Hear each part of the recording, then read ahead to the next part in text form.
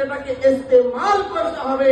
কামেল মুর্শিদ আমাদের এই নিয়ামত দিয়েছেন, যিনি দিয়েছেন তার শুকর আদা করতে হবে, যেটা দিয়েছেন সেটা ইস্তেমাল করতে হবে। অর্থাৎ এই নসিহতটা, যিনি যে এই নিয়ামতটা দিয়েছেন সেটা আমাদের আমলের মধ্যে নিয়ে আসতে হবে। অর্থাৎ খুবই গুরুত্বপূর্ণ তিনটা জিনিস খুব খেয়াল করবেন যে शुक्र यह है कि नियामत को देने वालों को पहचाना जाए, যিনি নিয়ামত দিয়েছেন তাকে আমাদের চিনতে হবে। এই উসুল মজলিস কে দিয়েছেন? জামানার মুজাদ্দিদ দিয়েছেন, আল্লাহ আল্লাহ রাসূলের হুকুমে দিয়েছেন, ইশারাতে দিয়েছেন।